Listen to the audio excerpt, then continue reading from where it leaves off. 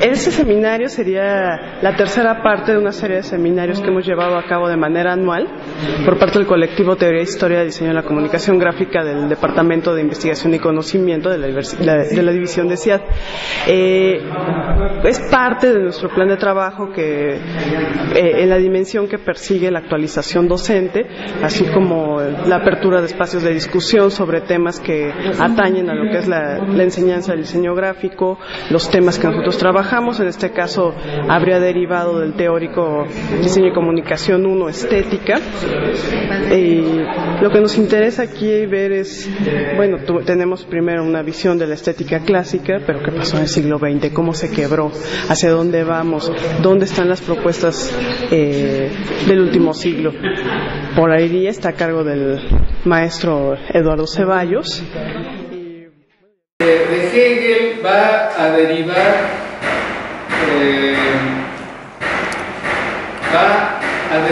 la idea de que es posible que el mundo moderno alcance ese sentido.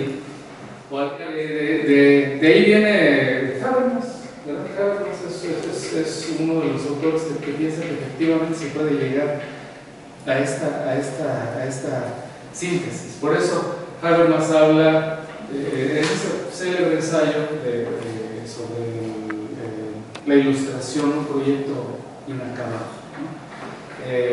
Porque Habermas piensa que sí puede ser completado y por lo tanto darse el sentido, ¿no? Yo lo que venía aquí a exponer un poco es cómo en la dialéctica de la ilustración, Horkheimer y Adorno no piensan, cuando menos en este texto particular, no piensan que se pueda alcanzar ese sentido, ¿no? Piensa que la modernidad ha caído en una aporía irresoluble. El viejo Horkheimer se va a acercar, a la religión y va a pensar que una posibilidad de salir de esa aporía de la modernidad es la religión. Y en este sentido Horkheimer podría ser caracterizado como un romántico, es decir, que busca formas anteriores de compensar o de colmar esa escisión entre prosa de la vida y poesía del espíritu, ¿no? La poesía del espíritu se ha refugiado en el arte,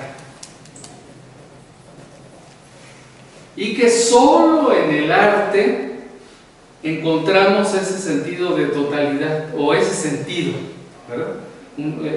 O ese sentido de pertenencia, pero que el arte ya está completamente desvinculado del resto del mundo, que el arte, por lo tanto, sus manifestaciones son ya un mundo que digamos que le da la espalda a la prosa de la vida. Y de aquí también viene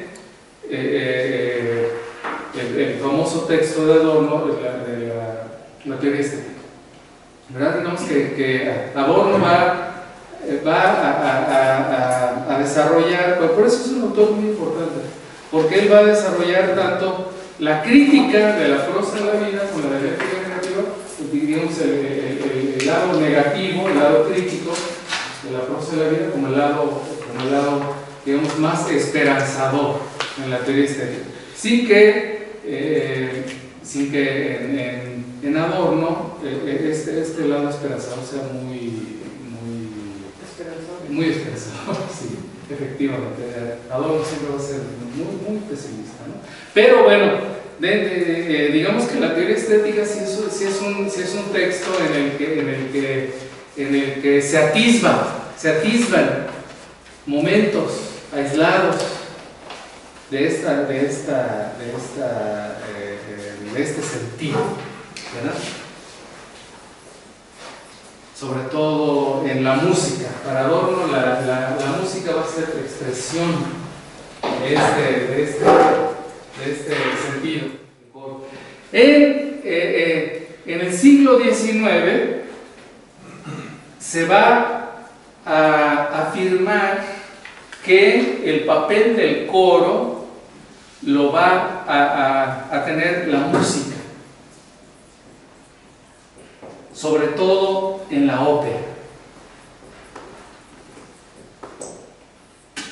Y de aquí va a surgir uno de los momentos centrales del siglo XIX, y del romanticismo en general, que es Wagner.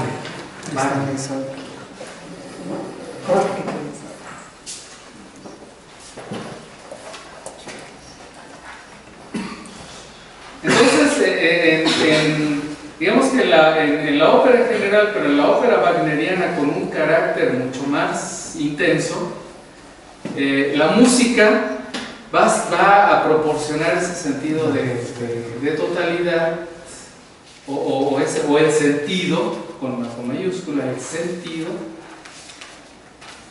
y es que va a ser un papel análogo al del coro, va a atraer a los personajes hacia una síntesis, hacia una especie de síntesis del sentido. Claro que en Wagner este sentido va a ser un sentido eminentemente nacionalista, alemán, ¿verdad? Pero bueno, obviando este pequeñísimo detalle insignificante, digamos que para Wagner, que en Wagner se consigue en la práctica, en sus óperas, un sentido de pertenencia. Salvo por el hombre. Sí, pero no es el hombre el ser. Sí, sí, efectivamente. Como Dasein. ¿No? Sí, efectivamente es el que hace la pregunta por el ser, pero no es el ser. No, es el Dasein, es el ser ahí. El ser en el tiempo, el ser ahí justamente. Sí, pero no es el ser. No. Inclusive él escribe todo un ensayo que se llama La Carta sobre el Humanismo para negar la centralidad del sujeto, del hombre, ¿no? Por eso dice, mi postura es posthumanista, porque el humanismo está centrado en el sujeto. Y yo quiero ir más allá del sujeto. Eso es lo que se conoce como la famosa QF de Heidegger, en la cual ser y tiempo es todavía para él demasiado subjetivo, el Dasein es todavía demasiado subjetivo. Y después de este momento ya no va a hablar tanto de Dasein, sino del ser, ¿no? Pero no, ni es metafísica ni es el humano, se le ha malinterpretado a Heidegger diciéndole que es posthumano, ¿verdad? Y él lo que pretende es que el Dasein, es decir, el Dasein está a la escucha. ¿A la escucha de qué? Del ser. El Dasein es el que está a la escucha del ser. Pero no es el ser, no, en absoluto. Y esto ya no es metafísica, porque la metafísica es precisamente esa proposición del sujeto. Quiero hablar de Max Weber.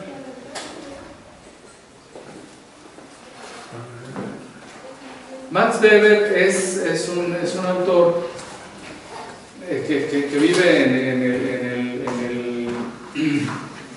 en el cambio de siglo, siglo XIX, siglo XX, y es el gran autor que va a proponer o que va a afirmar que la modernidad es lo que él llama en Zauberung der Welt, es decir, desencantamiento del mundo.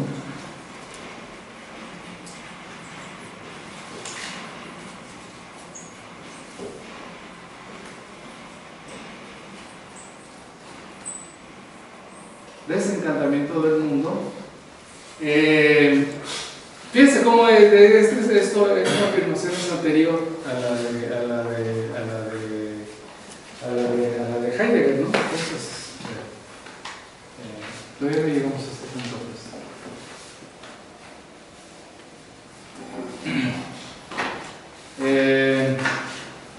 Este desencantamiento del mundo, en realidad la palabra en español no le hace justicia a la expresión alemana, ¿no? En realidad se trata de una especie de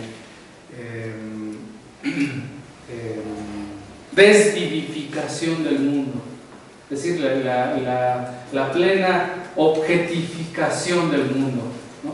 Y por lo tanto se da el pleno extrañamiento del mundo, ¿no? Porque ya sentimos que este es un mundo opaco, objetual, ¿verdad? Sin vida.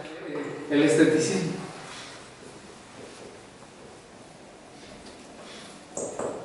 El esteticismo es una recusación y un ensimismamiento en el arte mismo como la única posibilidad de creación de belleza. ¿Verdad? Aquí tenemos muchos ejemplos desde mediados del siglo XIX, desde Barthes, Walter, Ruskin, el gran mentor de los prerrafaelitas. Diría más, no solamente con palabras, sino con bellísimas palabras, escrito en un alemán extraordinario, ¿verdad? Pero eso precisamente apoya, es decir, que lo haga uno de los más grandes poetas alemanes y que él diga que la palabra ya no significa y que con la palabra ya no se puede aferrar la realidad, es precisamente lo más importante. No que se salga la razón, sino lo que está diciendo es lo que está diciendo en la carta de Lord Chatham. Desafortunadamente no la traje yo. No pensé que iba yo a tener que defender la radicalidad de la carta de Lord Chatham, ¿no? Pero bueno, lo que está diciendo es que la razón precisamente ya no da cuenta de la realidad, que la razón ya se ha convertido en un ente extraño. El acto crucial de Hofmannsthal, y es que dejó de escribir poesía, empezó a escribir teatro, empezó a escribir obras de teatro, La Torre, La Mujer sin sombra, es decir, obras de teatro en las que ya no poesía, porque la palabra se le deshace en la boca, siendo uno de los más grandes poetas alemanes, ¿no? La palabra ya no es suficiente porque la razón ya no es suficiente. Entonces empieza a escribir obras de teatro en la que él trata de expresar cómo vivimos los humanos ya en un mundo que no es propio del mundo de la razón. Entonces, desde ese punto de vista perderíamos de vista el acto simbólico de Hofmannsthal, de dejarse escribir poesía, y también el acto simbólico revelador de Duchamp de dejar de pintar, que iba a ser también mi ejemplo, ¿no? También acuérdense que Duchamp abandona la pintura por la misma razón, por la misma razón de que de que la razón ya no es suficiente. Pienso que la postura 1 es dogmática.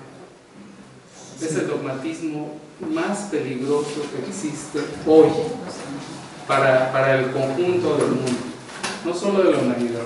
Y pienso que hay que transitar o hacia la postura 2 o francamente hacia la postura 3, hacia los postmodernos más radicales, hacia los que afirman que la carencia de fundamento es la única posibilidad que tenemos, porque se evita las posturas totalitarias, ¿no? Cada quien debe ponerse a sí mismo en alguna de estas tres posibilidades. Lo que sí diría yo es que no hay más que las tres, no hay más. O estamos en alguna de las tres, o sencillamente gozamos viendo, pues para poner cualquier ejemplo, ¿no? Nos entretenemos viendo la hora pico.